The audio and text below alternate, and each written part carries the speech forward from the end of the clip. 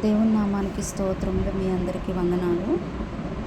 ఈరోజు మత్తయి సువార్త 9వ అధ్యాయమును ధ్యానించుకుందాము.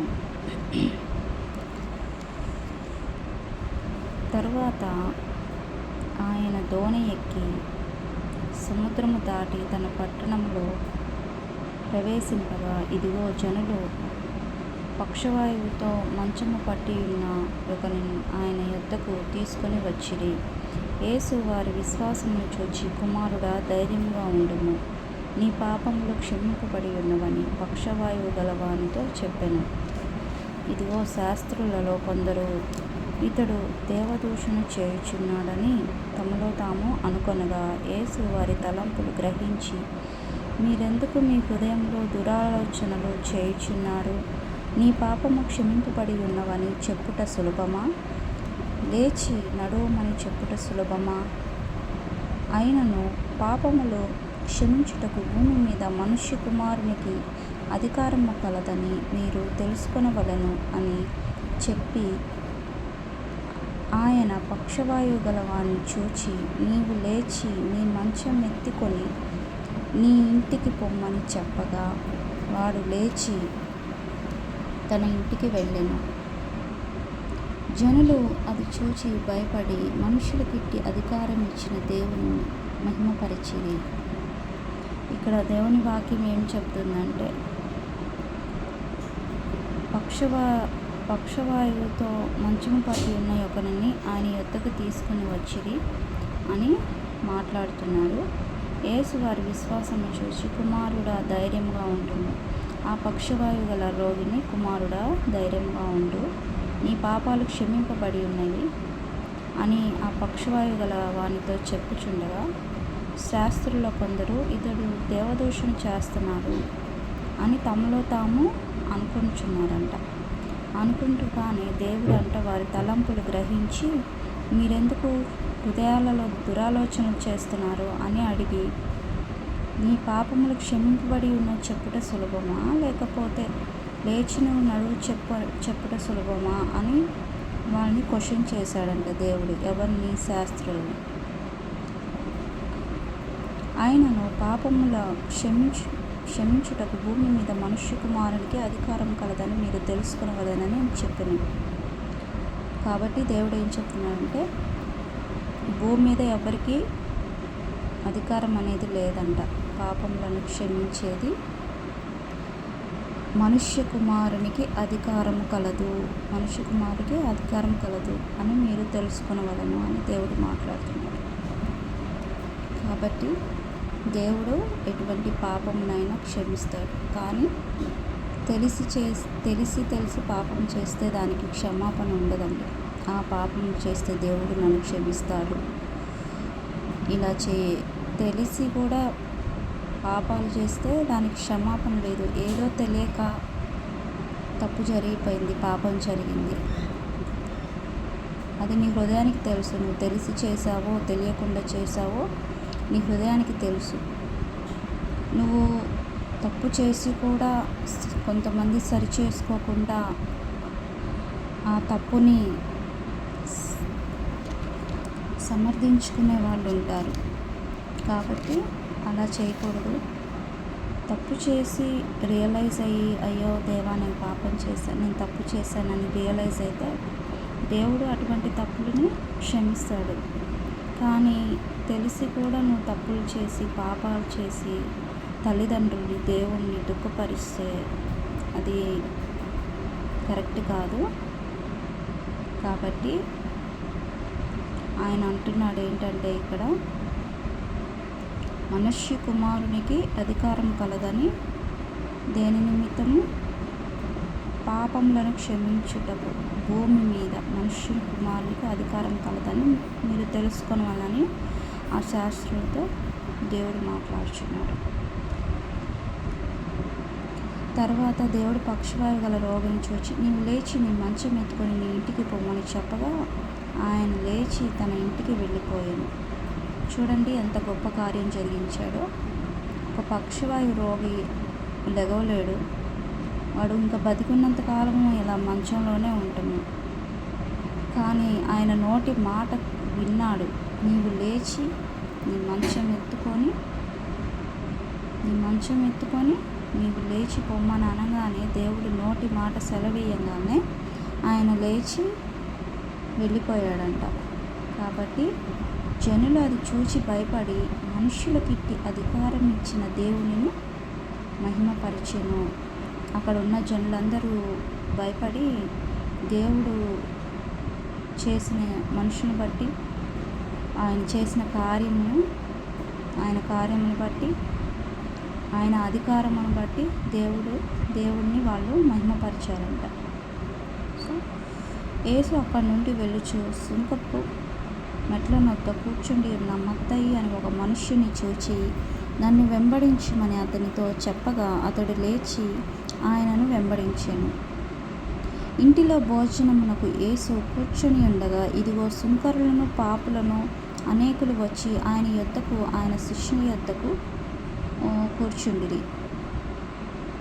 పరిసయ్యులు అది చూచి మీ బోధకుడు సుంకరులతోనూ పాపులతోనూ కలిసి ఎందుకు భోజనము చేయుచున్నాడని శిష్యులను అడిగిరి. ఆయన ఆ మాట విని రోగులకే కానీ ఆరోగ్యం గలవానికి వైద్యుడు అక్కర్లేదు కదా, అయితే నేను పాపులను పిలువవచ్చి తిని కానీ నీతిమంతులను పిలువరాలేదు గనుక కనికరమునే కోరుకొనుచున్నాను కానీ బలిని కోరను అను వాక్య భావం ఏమిటో మీరు వెళ్ళి నేర్చుకొనడని చెప్పాడు. సో దేవుడంట మన యేసయ్య సుంకపు మెట్ల దగ్గర కూర్చొని ఉన్న మత్తయిన ఒక మనిషిని చూచి నన్ను వెంబడించమనగానే ఆయన సమస్తమును ఆయన వెంబడించాడంట. ఆయన లేచి అతన్ని వెంబడించాడు. ఇంటిలో భోజనముకు కూర్చుండి ఉండగా ఇదిగో సుంకరులు పాపులు అనేకులు వచ్చి ఆయన యుద్ధకు శిష్యుల యుద్ధకు కూర్చుండి. భోజనానికి కూర్చుంటే అంట ఇంటిలో అక్కడంట శిష్యులు ఉన్నారంట, సుంకరులను పాపులను అనేకులు వచ్చి ఆయన యొద్దను ఆయన శిష్యుల యొద్దను కూర్చున్నారంట. సుంకరులు సుంకం వసూలు చేసేవాళ్ళు,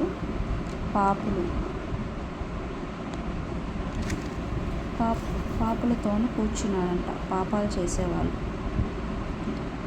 కాబట్టి ఆయన మాట చూచి బోధకుడా సుంకరులతో పాపులతో కలిసి ఎందుకు భోజనం చేయుచున్నాను ఆయన శిష్యులను అడిగారంట. కాబట్టి ఎవరు అడిగారు? పరిసయ్యులు. కాబట్టి ఆయన ఏమంటున్నాడు? ఈ లోకానికి అసలు దేవుడు ఎందుకు వచ్చాడు? నీతిమంతుల కోసం కాదండి, పాపుల కోసం వచ్చాడు. నేను పాపులను ఈ లోకంలోకి వచ్చింది పాపులను పిలువచ్చింది కానీ నీతిమంతుల కోసం కాదని దేవుడు మాట్లాడుతున్నాడు. కాబట్టి రోగికే కానీ వైద్యుడు ఆరోగ్యవంతుడికి అవసరం లేదు, నిజమే కదండి అది.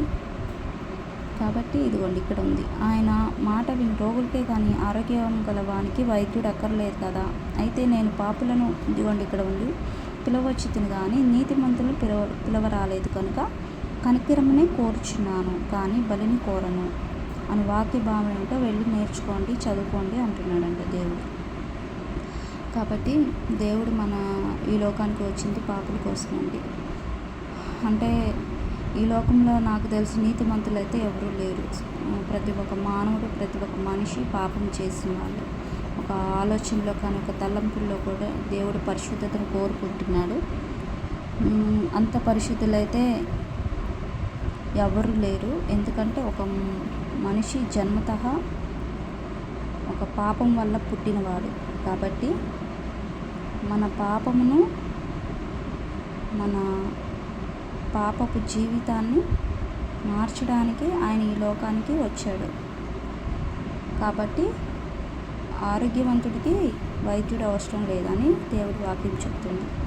కాబట్టి రోగికి ఖచ్చితంగా వైద్యుడు కావాలనే కదా వాక్యం చెప్తుంది. కాబట్టి ఇక్కడ ఏంటంటే ఇదొక ఉపమానం దేవుడు మాట్లాడుచున్నాడు. కాబట్టి ప్రతి ఒక్క పాపి ఆయన రక్తంలో కడగబడాలి. ఆయన పాపుల కోసం ఈ లోకానికి వచ్చాడని దేవుడు మాట్లాడుచున్నాడు. కాబట్టి ఇక్కడ 13వ అధ్యాయం పాపులను పిలవవచ్చు తిని కానీ నీతిమంతుని పిలవరాలేదు. కనుక కనికరమునే కోరుకుంటున్నాను. ఆయన మనల్ని యొద్ద నుంచి ఒక కనికరమునే కోరుకుంటున్నాడంట, కానీ బలిని కోరను అని దేవుడి వాక్యం చెప్తుంది. అప్పుడు యోహాను శిష్యులు ఆయన యొద్దకు వచ్చి, పరిసయ్యులను మేమును తరచుగా ఉపవాసము చేయుచున్నాము, కానీ నీ శిష్యులు ఉపవాసము చేయరు. దీనికి హేతువేమని ఆయనను అడగగా, యేసు, పెండ్లి కుమారుడు తమతో కూడా నుండు కాలము పెండ్లి ఇంట వారు దుఃఖపడుదురా? పెండ్లి కుమారుడు వారి యొద్ద నుండి కొనుక్కోబడిన దినము వచ్చును, అప్పుడు వారు ఉపవాసము చేతురు అని దేవుడు మాట్లాడుచున్నాడు. ఏంటంటే యోహానంట శిష్యుల వద్దకు వచ్చి, పరిసయ్యులను మేమును తరచుగా ఉపవాసాలు ఉంటున్నాం, కానీ మీతో ఉన్న శిష్యులు మాత్రం ఉపవాసాలు చేయరు, ఎందుకని? దాని హేతువేంటి అని దేవుడిని అడిగితే దేవుడు అంటాడు, పెండ్లి కుమారుడు అంటే మన యేసుక్రీస్తు మనతో ఉన్నంత కాలము తమతో కూడా నుండి కాలమున పెండ్లి ఇంట దుఃఖపడతారా? పెండ్లి కుమారుడు పెండ్లి ఇంట ఉంటే దుఃఖపడతారా? దుఃఖపడరు కదా. కాబట్టి పెండ్లి కుమారుడు వాడి యొద్ద నుండి కొనుక్కోబడిన దినము వచ్చిన అప్పుడు వారు ఉపవాసం చేతురు. కొనుక్కోబడటం అంటే దేవుడు మన నిమిత్తము తన ప్రాణమును పెట్టి 3వ దినాన లెగుస్తాడు కదా, అప్పుడు ఆరోహణం అవుతాడు, వెళ్ళిపోతాడు, కొనుక్కోబడతాడు. కాబట్టి అప్పుడు వాళ్ళు ఉపవాసము చేతురు అని దేవుడు మాట్లాడుచున్నాడు. కాబట్టి ఆయనకి ముందుగానే ఆయనను ప్రాణమును ఆయన ఒక బలి అర్పణగా అవుతాడని ఆయనకి ముందుగానే తెలుసు. ఆయన భయపడలేదు, ఎందుకంటే అది ఒక ప్రణాళిక, తండ్రి ప్రణాళిక యేసుక్రీస్తులో అది నెరవేరాలని, అది మన తండ్రి ప్రణాళిక. కాబట్టి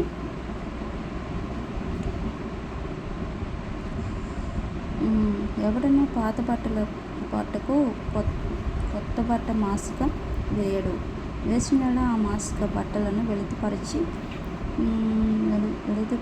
చినుగుడు మరి ఎక్కువగా అవును.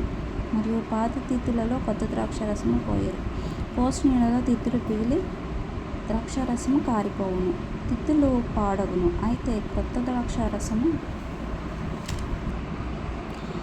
కొత్త తిత్తులలో పోయరు, అప్పుడు ఆ రెండు చెడిపోయి ఉండునని చెప్పాను. ఇప్పుడు అయితే ఇక్కడ కొత్త ద్రాక్షారసము కొత్త తిత్తులలో పోయిదురు, పాతది పాత దాంట్లోనే పోయాలి, ఎందుకంటే అవి చెడిపోకుండా ఉండాలంటే అలా చేయాలి. అలాగా ఆయన ఈ మాటల వారితో చెప్పుచుండగా, ఇదిగో ఒక అధికారి వచ్చి ఆయనకు మ్రొక్కి, నా కుమార్తె ఇప్పుడే చనిపోయినది, ఆయనని నీవు వచ్చి నీ చెయ్యి ఆమె మీద ఉంచుము, ఆమె బ్రతుకును.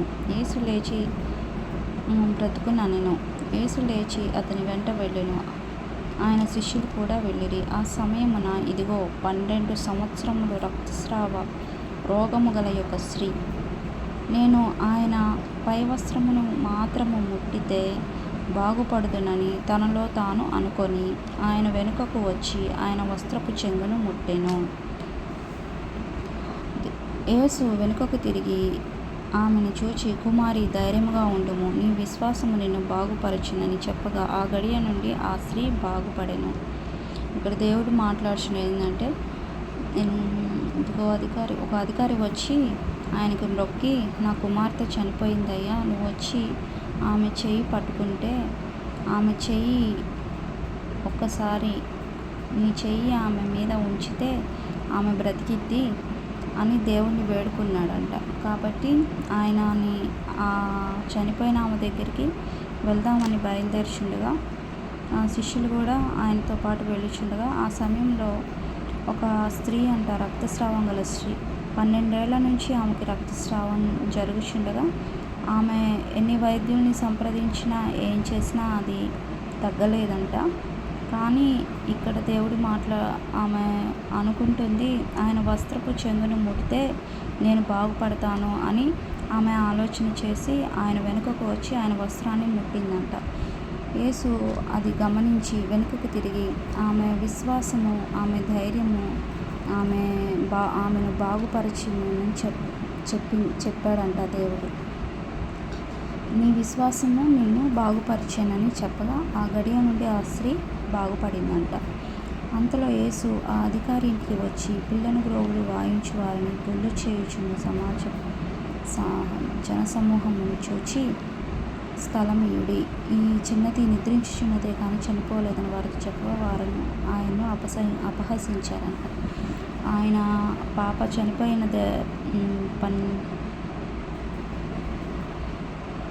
చనిపోయిన అమ్మాయి దగ్గరికి దేవుడు వస్తుండగా అక్కడ గొల్లు చేసేవాళ్ళు, అంటే ఏడుస్తారు కదండి చనిపోయిన వారి ఇంట, వాళ్ళని ఆపండి, పాప చనిపోలేదు, ఆ అమ్మాయి తను నిద్రిస్తుందే కానీ చనిపోలేదని చెప్తుంటే వాళ్ళు చూసి విని అది అపహసిస్తున్నారంట. ఆయన అపహసించి జనసమూహమును పంపివేశాడంట. ఆయన లోపలికి వెళ్ళి ఆమె చెయ్యి పట్టుకొనగానే ఆ చిన్నది లేచెనంట. ఆయన వెళ్ళి దేవుడు ఆమె చేయి పట్టుకోగానే ఆ చిన్నది లేచిన. ఈ సమాచారము దేశమంతటా వ్యాపించిందంట.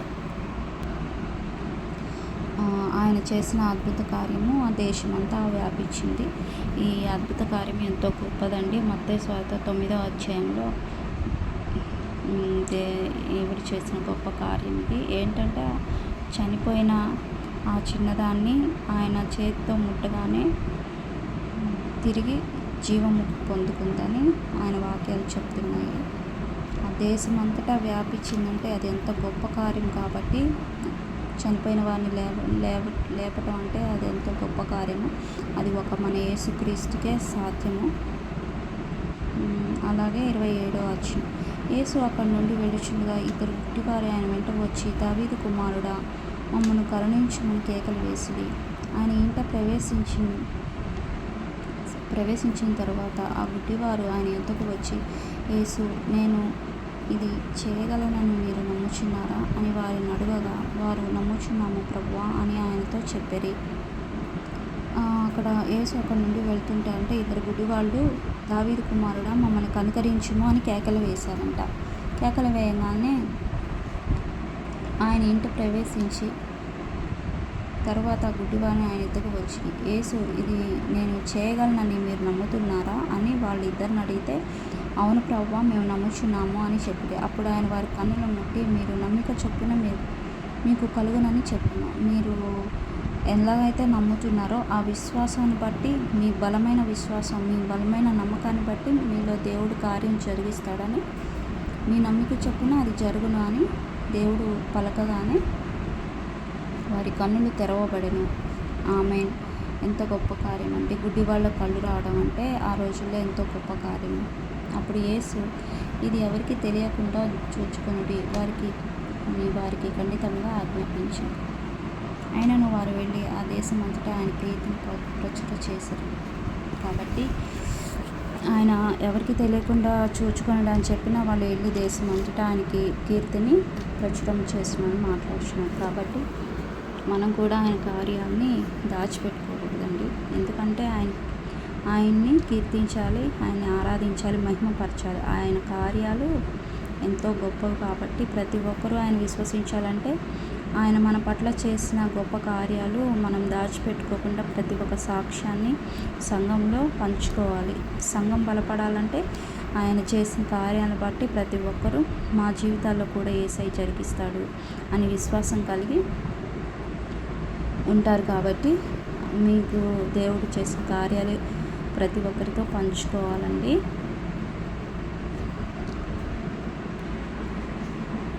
నెక్స్ట్ ఆయన కీర్తిని ప్రచురం చేసి, యేసు ఆయన శిష్యులను వెళ్ళుచుండగా కొందరు దయ్యములు పట్టిన ఒక మూగవాణిని ఆయన యొద్దకు తీసుకొని వచ్చిరి. దయ్యములు వెళ్ళగొట్టబడిన తర్వాత ఆ మూగవాడు మాట్లాడగా జనసమూహము ఆశ్చర్యపడి ఇశ్రాయేలులో ఇలాగ ఎన్నడూ కనపడలేదని చెప్పుకొనిరి. అయితే పరిసయ్యులు ఇతడు దయ్యముల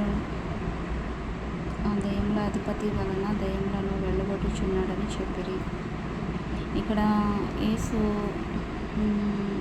యేసయ్య శిష్యులు వెలుచుండగా అంటే దయ్యం పట్టిన ఒక మూగవాడిని ఆయన యొద్దకు తెచ్చారంట. ఆ దయ్యములు వెళ్ళగొట్టబడిన తర్వాత దేవుడు ఆ దయ్యములను వెళ్ళగొట్టాడంట. ఆయన కార్యము జరిగిన తర్వాత ఇశ్రాయేలులో ఇలాంటి కార్యములు ఎన్నడూ ఎన్నడూ చూడలేదు, ఎన్నడూ కనపడలేదని చెప్పుకున్నారంట అక్కడ ప్రజలు. అయితే పరిశీలు అనుకున్నారంట, ఇతడు దెయ్యముల వలన అధిపతి అయ్యాడు, దెయ్యముల అధిపతి వలన దెయ్యములను వెలగొట్టుచున్నాడు అని చెప్పుకున్నారంట. యేసువారి సమాజ మందిరములలో బోధించుచు, రాజు సువార్త ప్రకటించుచు, ప్రతి విధమైన రోగములను, ప్రతి విధమైన వ్యాధిని స్వస్థపరచుచు సమస్త పట్టణముల యందు గ్రామముల యందును సంచారం చేసెను. దేవుడంట యేసువారి సమాజ మందిరం, యేసు అంటే సమాజ మందిరాల్లో దేవుడి సువార్త గురించి, ఆయన రాజ్యం గురించి సమస్త పట్టణాల్లో అంట ప్రకటించాడంట. ప్రతి ఒక్క గ్రామాల్లో, ప్రతి ఒక్క చోట సంచారం చేసి సమస్త పట్టణంలో అంట సమస్త పట్టణముల యందును ఆయన అంట దేవుని రాజ్య సువార్త గురించి ప్రకటించాడంట. ఆయన సమూహములను చూచి వారు కాపురులు లేని గొర్రెల వలె విసిగి చెదిరి ఉన్నారని వారి మీద కనికరపడిరంట.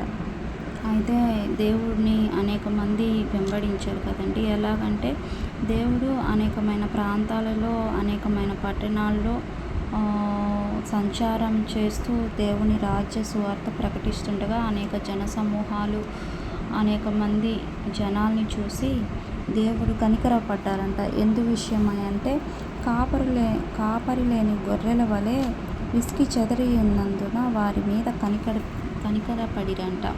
కాబట్టి దేవుడు కోత విస్తారమే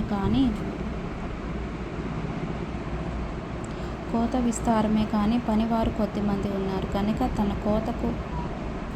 కోతకు పనివారిని పంపమని కోత యజమాని వేడుకొన్నాడ.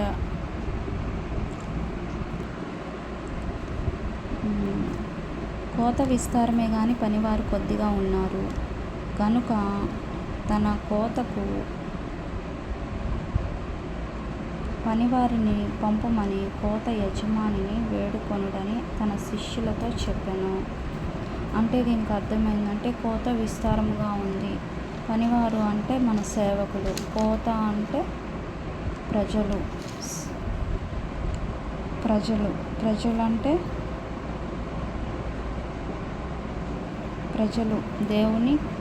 దేవుని సంఘము.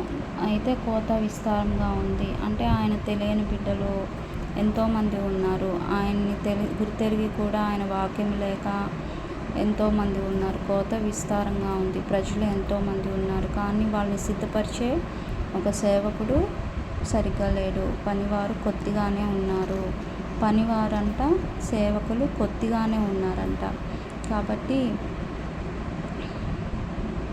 తమ కోతకు పనివారిని పంపమని యజమాని వేడుకోమని శిష్యులతో అన్నాడంట. శిష్యుల్ని వేడుకోండయ్యా యజమానికి అంటే మన యేసయ్యకి ప్రేయర్ చేయండి, వేడుకోండి. ఎందుకంటే కోత విస్తారంగా ఉంది, పనివారు కొంతమందే ఉన్నారు. అంటే ఆయన నామము నిమిత్తము అనేక మంది దైవజనులు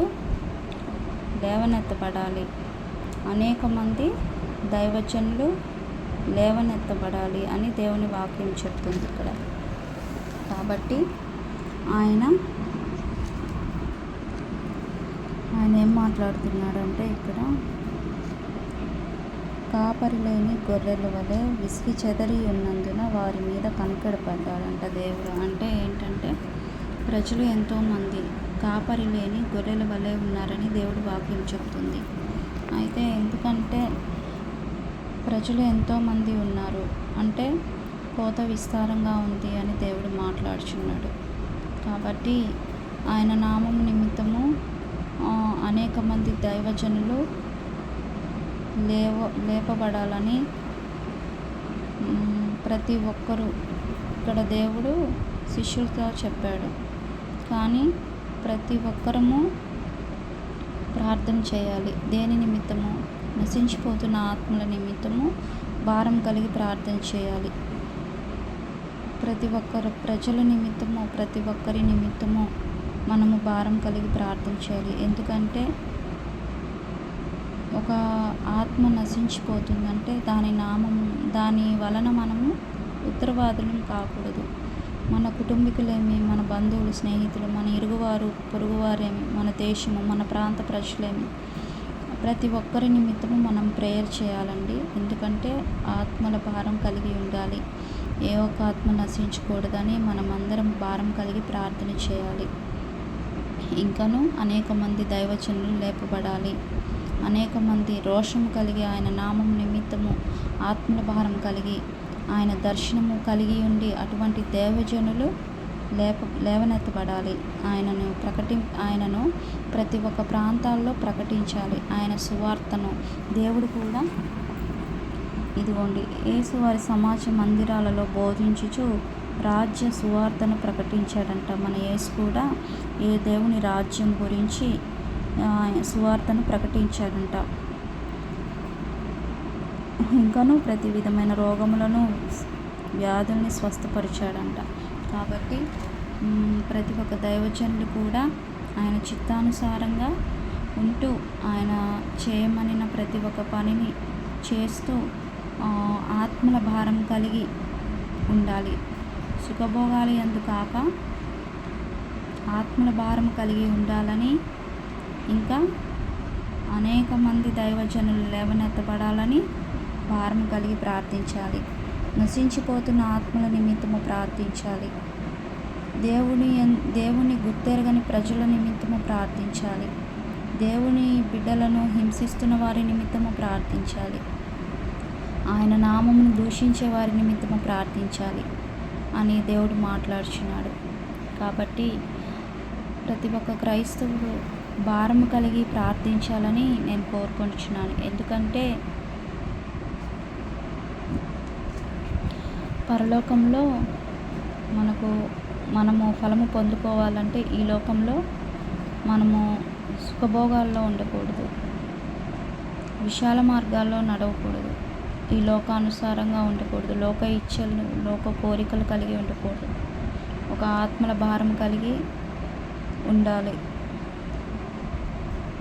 ప్రసవ వేదన ఉండాలి. కుటుంబం నిమిత్తము ప్రతి ఒక్క స్త్రీ భారం కలిగి ప్రార్థించాలి. బిడ్డల నిమిత్తము భారం కలిగి ప్రార్థించాలి. మోకాళ్ళ ప్రార్థన చేయాలి. బిడ్డల నిమిత్తము మోకాళ్ళ ప్రార్థన చేసి బిడ్డల్ని పెంచుకునే విషయంలో జ్ఞానమును సంపాదించుకోవాలి ప్రతి ఒక్క స్త్రీ. కాబట్టి ఆయన చేసిన అద్భుతాలు, ఆశ్చర్యకార్యాలు మనం నిన్నటి దినాన ధ్యానించుకున్నాము. 8వ అధ్యాయంలో, 9వ అధ్యాయంలో కూడా ధ్యానించుకున్నాము. కాబట్టి ఆయన 9వ అధ్యాయం 18వ వచనంలో కూడా దేవుడు చనిపోయిన ఆమెను బ్రతికించాడని దేవుడు మాట్లాడుచున్నాడు. కాబట్టి అది దేవునికి ఒక్కడికే సాధ్యము. ఇంకా ఆయనకు అసాధ్యమైనది ఏదీ లేదని మనం నమ్మాలి. కాబట్టి మన ఆత్మలు ఆయన కొరకు సిద్ధపడాలి. మన జీవితము పరిశుద్ధంగా ఆయన కొరకు కట్టబడాలని ఈ వేళ, ఈ సమయమున నేను ఈ వాక్యం చదువుచుండగా నాతో పాటు చదివి వింటున్న ప్రతి ఒక్కరికి దేవుడు దర్శించాలని, దేవుడు మాట్లాడాలని కోరుకొనిచున్నాను. దేవుడు కార్యాలు ప్రతి ఒక్కరికి చాటి చెప్పండి. మీ జీవితాల్లో చేసినవి, అలాగే మన బైబిల్లో దేవుడు చేసిన అద్భుతాలు గురించి ప్రతి ఒక్కరితో షేర్ చేసుకోండి. ఎందుకంటే మనము ఒక ఆత్మని కాపాడాలండి. ఎందుకంటే మన పొరుగువారు, మన ఫ్రెండ్స్ ఏ ఒక్కరు నశించకూడదు. కాబట్టి ప్రతి ఒక్కరూ రక్షింపబడాలని, ఆయన మార్గంలోకి రావాలని, ఆయన గుర్తెరగాలని, ఆయన మన కోసం ప్రాణం పెట్టాడని, మన కోసం ప్రాణం పెట్టి సజీవుడిగా లేచి మన నిమిత్తము మళ్ళీ రాబోతున్నాడని ప్రతి ఒక్కరు గుర్తెరగాలి. దేవుడిచ్చిన చిన్న వాక్యంని దీవించి ఆశీర్వదించుగాక. ఆమేన్. చిన్న ప్రార్థన చేసుకున్నాం. పరిశుద్ధుడా, ప్రేమ కలిగిన దేవా, నీ బంగారు పాదాలకి స్తోత్రములు చెల్లిస్తున్నాను తండ్రి. ఈ సమయం నేను స్తుతించుకుని కృపనిచ్చినందుకు స్తోత్రములు తండ్రి. మత్తయి సువార్త 9వ అధ్యాయం ధ్యానించుకుని ఉండగా నాయన నీ కార్యాలు ఎంతో గొప్పవి, నాయన ఎన్నో అద్భుతాలు జరిగించావు, ఆశ్చర్య కార్యాలు జరిగించావు తండ్రి. అయా నీకు స్తోత్రములు తండ్రి. అలాగే నా తండ్రి అయా నీ కార్యాలను బట్టి మా ఆత్మలు బలపరచబడాలి. మా కుటుంబాల్లో కూడా నాయన నీ కార్యాలను జరిగించండి. మా ఆత్మలను బలపరచండి. మా ఆత్మీయ జీవితాన్ని బలపరచండి. అయా నీకు స్తోత్రములు చెల్లిస్తున్నాను తండ్రి. పరిశుద్ధుడా యేసయ్యా, అలాగే నా తండ్రి చనిపోయిన వారి సైతం నువ్వు లేవనెత్తగలిగిన దేవుడు తండ్రి. నీ కార్యాలు ఊహకందనివి. నీకు స్తోత్రములు తండ్రి. నీ అద్భుత కార్యాలను మేము ధ్యానించుకొని చుండగా మా హృదయాల్లో ఎంతగానో ఆనందంతో నిండి ఉన్నది ప్రభా. ఎందుకంటే నీకు అసాధ్యమైనది ఏదీ లేదని నాయన మేము నమ్ముచున్నాం తండ్రి. అయా మా కొరకు నాయన ఒకానొక రోజు నువ్వు వస్తావని మేము విశ్వాసంతో ఎదురు చూస్తున్నాం తండ్రి.